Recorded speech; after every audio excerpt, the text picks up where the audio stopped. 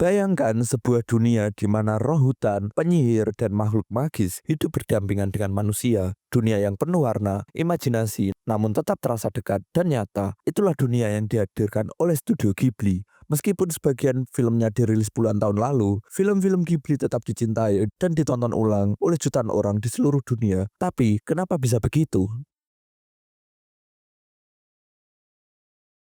Salah satu alasan utama adalah kualitas animasinya. Studio Ghibli dikenal dengan animasi tangan yang sangat detail dan penuh cinta. Bahkan film seperti My Neighbor Totoro yang rilis tahun 1988 masih terlihat indah di layar sekarang. Hayao Miyazaki dan timnya memilih menggambar frame demi frame secara manual, sebuah proses yang memakan waktu, tapi hasilnya memukau. Menurut wawancara dengan The Guardian tahun 2013, Miyazaki berkata, "Hand drawing force use to really observe life." Dengan kata lain, keindahan visual dalam film Ghibli bukan hanya estetika, tapi juga bentuk observasi yang mendalam terhadap dunia.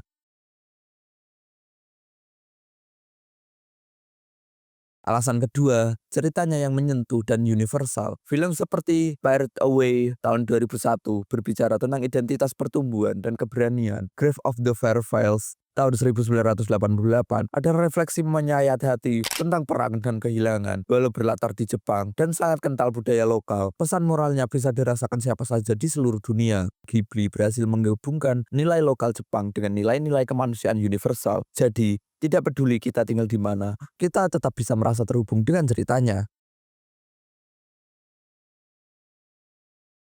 Hal-hal lain yang bikin Ghibli beda adalah karakter-karakternya. Di film Ghibli, tidak ada karakter yang sepenuhnya jahat atau sepenuhnya baik. Yubaba di Spirited Away, dia terlihat serakah dan kejam, tapi juga punya sisi penyayang sebagai seorang ibu. Atau Haku yang awalnya misterius, tapi ternyata memiliki peran penting dalam perkembangan Chihiro. Penokohan semacam ini membuat karakter terasa lebih manusiawi dan realistis, sehingga kita bisa terhubung secara emosional.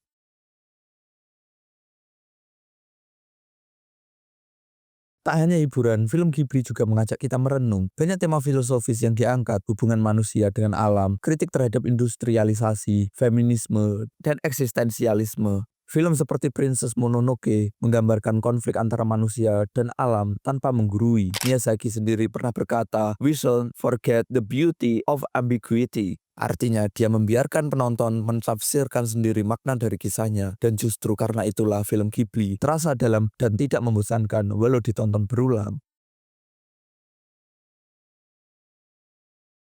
Film Ghibli bukan hanya tontonan tapi pengalaman emosional, visual, dan spiritual dengan animasi yang indah, cerita yang penuh makna, karakter yang kompleks, dan filosofi yang mendalam. Tak heran film Ghibli terus hidup dalam hati banyak orang. Dan seperti yang kita tahu, dunia akan selalu butuh sedikit keajaiban dan Ghibli memberikannya. Dan demikian video kali ini. Jangan lupa untuk like dan subscribe dan sampai jumpa di video selanjutnya.